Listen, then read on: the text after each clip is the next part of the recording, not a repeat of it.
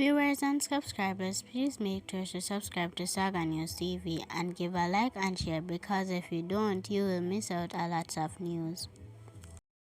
Police are probing a fatal shooting in Papine, St. Andrew, where a dispute between neighbors ended with one man in custody and another shot in the head. The shooting incident, which was caught on camera, occurred along Tavern Avenue about 7:15 a.m. The deceased is Norris Ferguson, 57, who works for the utility company. In the video, the man in custody is seen confronting Ferguson, who is wearing a hard hat and a workman vest, reportedly about being in his yard.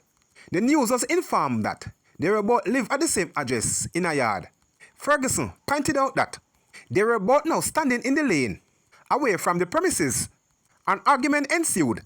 The other man stepped back, reached for his waistband and pulled a gun, and opened fire, hitting Ferguson twice, who fell to the ground. "A knife a drop on me, boy," said the man repeatedly, while still with the gun in his hand, as he spoke to persons who rushed from their home to see what was happening. Ferguson was transported to the University of Hospital of the West Indies, where he was pronounced dead.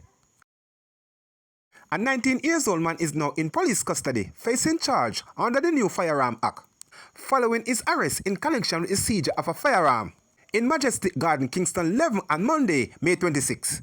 Reports from the Hunts Bay Police are that at about 12:30 p.m., a team of police officers was on patrol in the community when they accosted a group of men. One of the men was carrying a bag. The actions of the man aroused suspicion of the police, and the bag was subsequently searched. One .38 revolver loaded with 338 rounds of ammunition was found in the bag. The 19-year-old man who was carrying the bag was taken into custody. 51-year-old Christopher Johnson of no fixed address has been charged with burglary following an incident along Terracotta Way, St. Andrew on Sunday, May 25. Reports from the Constant Spring Police are that at about 11:50 p.m., Johnson forced open the door to an apartment and entered the dwelling. An occupant of the house subsequently made an alert and the police were summoned. Johnson reportedly locked himself inside one of the rooms, then jumped from an open window. He sustained a broken leg and injury to the shoulder, and was accosted by the police and was taken to hospital for treatment. He was later charged by the police. A motor vehicle accident that happened along Camp Road in Kingston has claimed the life of a member of the Jamaica Defense Force JDF. He has been identified as 23-year-old Everald Hendricks of Breadnut Walk, Ginger Hill in St. Elizabeth. The police say he lost control of his vehicle and crashed into a fence. The incident occurred about 12:30 a.m. in the vicinity of Burt Auto Parts. Hendricks, who was a member of the Maritime Air and Cyber Command, reportedly died at hospital, according to colleagues who social media expressed condolence to his family. The decomposing body believed to be that of 8-year-old Nevada Blackburn, who was reportedly missing on Saturday, has been found in Greco Park, Portmore. The body was found inside an abandoned car on Melvin Avenue in the community on Tuesday.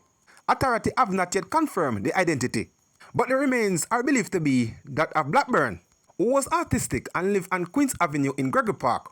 Nevada was last seen around 4:30 p.m. on May 24 at a playfield near his home.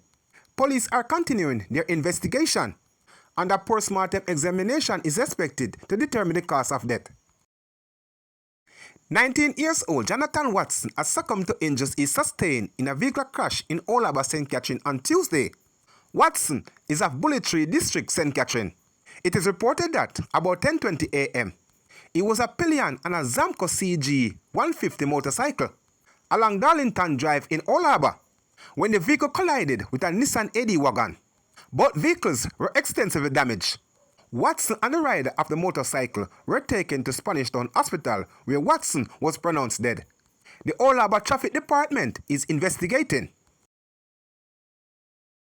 The St. Mary Police have charged 36-year-old Maurice Costa, otherwise called Blunt, of Galena District, with wounding with intent following an incident in his community on Sunday. Reports from the Rockabessa Police are that at about 2:15 p.m., the complainant and another man were involved in an altercation when Costa intervened and used a machete to inflict a chop wound on the complainant. The injured man was taken to the hospital where he was treated and released. A report was made to the police and an investigation was launched.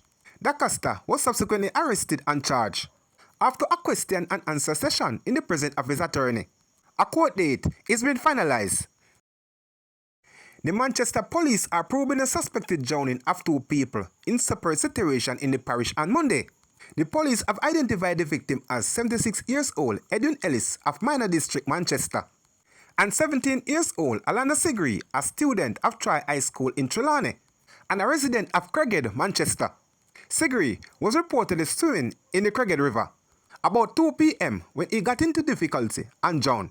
Meanwhile, Ellis' body was observed about 11:08 a.m.